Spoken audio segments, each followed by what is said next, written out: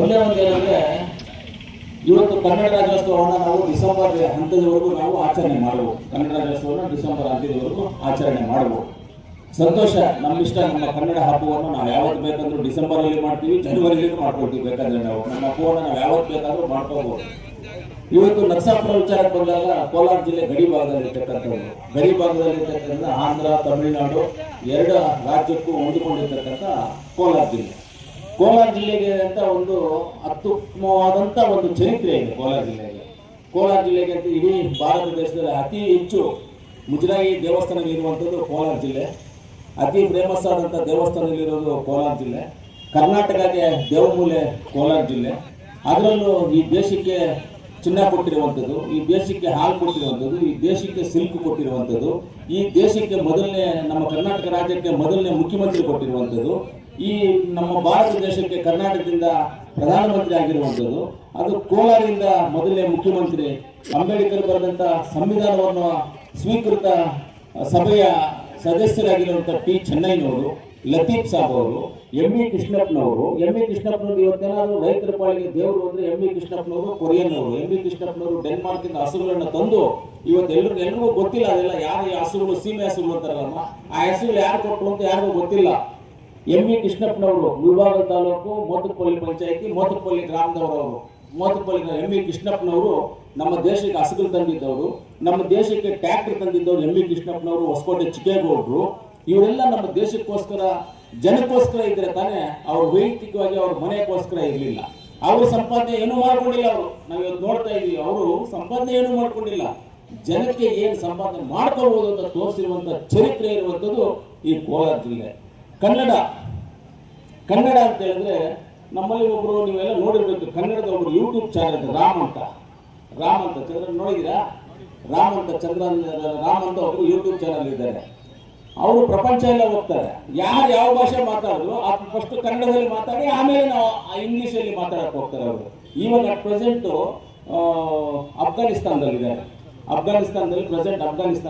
ಅವರು ಇವಾಗ ಅಫ್ಘಾನಿಸ್ತಾನಲ್ಲಿ ಇದ್ದಾರೆ. ನಮ್ಮ ಕನ್ನಡದ ಶಾಲೆ ಯಾವಾಗಲೂ ಹಿಂಗೆ ಹಾಕೊಂಡೇ ಇರ್ತಾನೆ, ಹಿಂಗೆ ಸುತ್ಕೊಂಡೇ ಇರ್ತಾನೆ.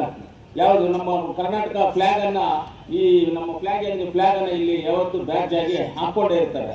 ಕನ್ನಡದ ಮೇಲೆ ಅಷ್ಟು ಅಭಿಮಾನ ಇರುವಂಥವರು ನಮ್ಮ ಕನ್ನಡಿಗರು. ಆದರೆ ಮೊದಲನೇದಾಗಿ ಕನ್ನಡದ ಬಗ್ಗೆ ತುಂಬಾ ಆಸಕ್ತಿ. ಇವಾಗ ಯಾಕೋ ಸ್ವಲ್ಪ ಸೈಲೆಂಟ್ ಆಗಿ ನಮ್ಮ ಪಕ್ಕಿ ಪ್ರಕಾಶ್, ಪಕ್ಕಿ ಅಂತ ಕರೆಯೋದು, ಒರಿಜಿನಲಿ ಇಂದ ಮೂಲತಃ ಮುಳುಬಾಗ. ಕನ್ನಡದ ಬಗ್ಗೆ ಅಂದ್ರೆ ಕನ್ನಡ ರಾಜ್ಯೋತ್ಸವ ಬಂದಿದ್ರೆ ಪಟ್ಟಿ ನೋಡ್ಕೊಂಡು ಓಡಾಡ್ತಾ ಇದ್ದಾರೆ ರೋಡಲ್ಲಿ ನಮ್ಮ ಪ್ರಕಾಶ್. ಇವಾಗ ಯಾಕೋ ಸ್ವಲ್ಪ ಸೈಲೆಂಟ್ ಆಗಿಬಿಟ್ಟಿದ್ದಾರೆ. ಕಾರಣ ನಾನು ಹೇಳ್ತೀನಿ ಅದಕ್ಕೆ ಏನು ಸೈಲೆಂಟ್ ಆಗ್ಬೇಕಂತ. ಇವತ್ತು ನರಸಾಪುರ ಗ್ರಾಮದಲ್ಲಿ ನೀವು ಎಷ್ಟು ಜನ ಮೂಲಸ್ಥರಿದ್ದೀರೋ ಇಲ್ಲಿ, ಅದಕ್ಕಿಷ್ಟು 1000 ಪಟ್ಟು ಆಚೆ ಅವರು ಬಂದು ಇಲ್ಲಿ ಬರ್ತಾ ಇದ್ದಾರೆ. ಬದುಕಲಿ, ನಾವು ಬೇಡ ಅನ್ನೋದು ಬೇಡ. ಈ ದೇಶದಲ್ಲಿ ಯಾರು ಎಲ್ಲಿ ಹೋಗ್ಬೇಕಂದ್ರು ಸ್ವತಂತ್ರ ಕೊಟ್ಟಿರುವಂತಹ ಪುಣ್ಯಾತ್ಮ ಬಾಬಾ ಸಾಹೇಬ್ ಅಂಬೇಡ್ಕರ್ ಅವರೇ.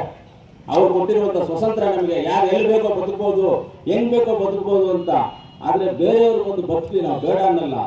ಆದರೆ ಕನ್ನಡಕ್ಕೆ ಮೊದಲನೇ ಪ್ರಾತಿನಿಧ್ಯ ಕೊಡಬೇಕು. ಯಾವುದೇ ಭಾಷೆಗಳನ್ನಾಗು, ನೀನು ತಮಿಳು ಮಾತಾಡು, ತೆಲುಗು ಮಾತಾಡು, ಹಿಂದಿ ಮಾತಾಡ್ಬೋದು, ಇಂಗ್ಲಿಷ್ ಮಾತಾಡ್ಬೋದು, ಯಾವ ಭಾಷೆಗಳನ್ನ ಆಗಿರೋ ನಮ್ಗೆ ತೊಂದರೆ ಇಲ್ಲ.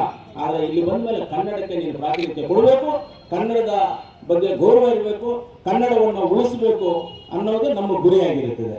ಆದ್ರಿಂದ ಇವತ್ತು ಇನ್ನ ಸ್ವಲ್ಪ ದಿವಸ ಹೋದ್ರೆ ನರಸಾಪುರದ ಒರಿಜಿನಲ್ ಜನ ಯಾರು ಅಂತ ಹುಡುಕ್ಬೇಕಾಗ್ತದೆ. ಏನ್ ಸಿಗೋಣ, ಆ ಪರಿಸ್ಥಿತಿಗೆ ಇವತ್ತು ಇಲ್ಲಿ ಬಂದಿದೆ. ಇಂಡಸ್ಟ್ರೀಸ್ ಎಲ್ಲ ಬಂದು ಆ ಪರಿಸ್ಥಿತಿ ಬಂದಿದೆ. ಆದರೆ ಈ ತರ ನಾವು ಕನ್ನಡದ ಬಗ್ಗೆ ನಾವು ತಿಳುವಳಿಕೆ ಕೊಡದೇ ಇದ್ರೆ ಕನ್ನಡವನ್ನ ಮರೆಯುವಂತ ಸ್ಥಿತಿಗತಿಗಳು ಬರ್ತವೆ ನಮ್ಗೆ. ಇವತ್ತು ಕನ್ನಡದಲ್ಲಿ ನೋಡಿ, ಇವತ್ತು ಕನ್ನಡ ರಾಜ್ಯೋತ್ಸವ ಇಷ್ಟೇ ಜನ ಇದ್ದೀವಿ ನಾವು.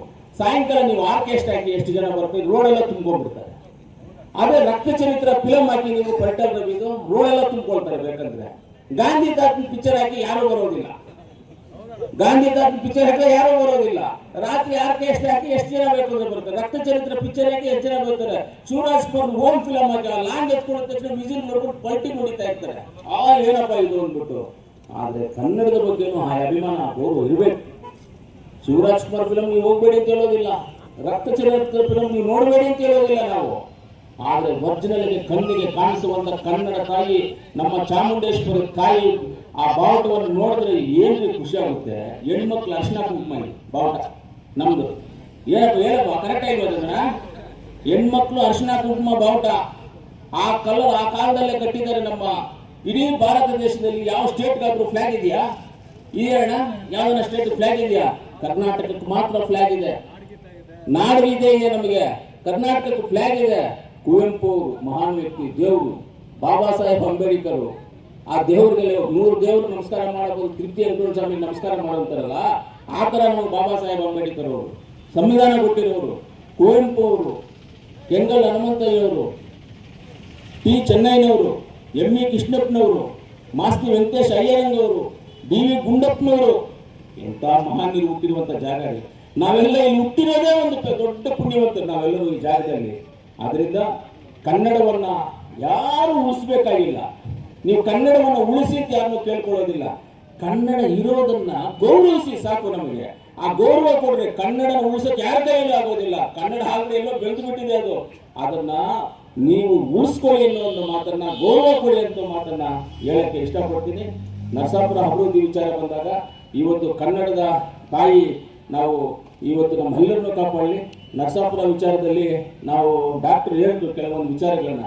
ಡಾಕ್ಟ್ರೇ, ಕೆಲಸ ಮಾಡೋದಕ್ಕೆ ನಾವು ಸಿದ್ಧವಾಗಿದ್ದೀವಿ ಡಾಕ್ಟ್ರೇ. ಜನಗಳು ಇವತ್ತು ಜನಕ್ಕೆ ಏನಾಗ್ತಾ ಇದೆ ಅಂತ ಹೇಳಿದ್ರೆ, ಒಂದು ಹೇಳ್ತೀನಿ, ಯಾರು ಬೇಜಾರು ಮಾಡ್ಕೋಬಾರ್ದು.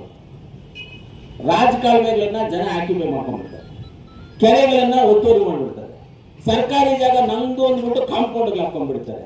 ನಾವು ಅಂಬೇಡ್ಕರ್ ಭವನ ಕಟ್ಟೋದಲ್ಲಿ, ಬಡವರಿಗೆ ಒಂದು ಕಲ್ಯಾಣ ಮಂಟಪ ಕಟ್ಟೋದಲ್ಲಿ, ಒಂದು ದೇವಸ್ಥಾನ ಕಟ್ಟೋದಲ್ಲಿ, ಒಂದು ಮಸೀದಿ ಕಟ್ಟೋದಲ್ಲಿ, ಇವತ್ತು ಯಾವುದೇ ಒಂದು ಕೆಲಸ, ಇವತ್ತು ಪೊಲೀಸ್ ಸ್ಟೇಷನ್ ಜಾಗ ಬೇಕು ಅಂತಂದ್ರೆ ಕಾನೆಗೆ ಇದೆ ಜಾಗ, ಕಾನೆನಲ್ಲಿ ಇದೆ. ಏನಪ್ಪ, ಕಾನೆನಲ್ಲಿ ಜಾಗ ಇದೆ.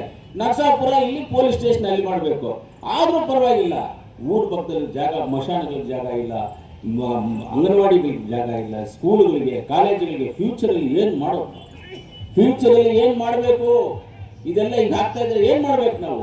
ಅದರಿಂದ ಜನ ರಾಜಕಾಲುವೆಗಳನ್ನು ಒತ್ತುವರಿ ಮಾಡೋದು, ಕೆರೆಗಳನ್ನು ಒತ್ತುವರಿ ಮಾಡೋದು, ಸರ್ಕಾರಿ ಭೂಮಿಯನ್ನು ಒತ್ತುವರಿ ಮಾಡೋದು ಬಿಡಬೇಕು. ಅದೆಲ್ಲ ಬಿಟ್ಟರೆ ಮುಂದಿನ ಪೀಳಿಗೆಗೆ ಸ್ಕೂಲ್ಸ್, ಹಾಸ್ಟೆಲ್ಸ್, ಕಾಲೇಜಸ್ ಏನಾದ್ರು ಮಾಡ್ಬೇಕಂದ್ರೆ ಅವಕಾಶ ಇರುತ್ತೆ. ಆಮೇಲೆ ನೀವು ಹೇಳಿದ್ಬೇಕು, ಒಂದ್ ದಿವಸ ಮಾತಾಡೋಣ ಅಭಿವೃದ್ಧಿ ವಿಚಾರದಲ್ಲಿ. ಇವತ್ತು ನರಸಾಪುರ ಏನು ಲೆಕ್ಕ ಮಾಡ್ಕೊಂಡು ಹೋದ್ರೆ 30 ರಿಂದ 35 ಕೋಟಿ ರೂಪಾಯಿ ಹೊರತು ನಾವು ಇವತ್ತಿಗೆ ಮಾಡ್ತಾ ಇದ್ದೀವಿ. ಹಾಸ್ಪಿಟಲ್ ಬಿಲ್ಡಿಂಗ್ ಒಂದು 12.5 ಕೋಟಿ, ನಮ್ಮ ಸರ್ಕಲ್ ಈ ರೋಡು ಒಂದು 9.5 ಕೋಟಿ, ಕಾರಿಕಲ್ಲಿಗೆ 5 ಕೋಟಿ, ಆ ರೋಡ್ ಎಲ್ಲ ಅಲ್ಲೂರಿಗೂ 5 ಕೋಟಿ, ಕುರ್ಕಿಗೆ ಮೊನ್ನೆ ಹಬ್ಬ ಆಗ್ತಾ ಇರ್ಬೇಕಾದ್ರೆ ನಾವು ಮಾಡಿದ್ವಲ್ಲ, ರೋಡ್ಗಳೆಲ್ಲ ಮಾಡಿದ್ವಲ್ಲ, ಏನ 1 ಕೋಟಿ ರೂಪಾಯಿ ಮಾಡಿದೀವಿ. ಇವಾಗ ಈ ಕಡೆಯಿಂದ ನಿಮಗೆ 4 ಲೈನ್ ರೋಡು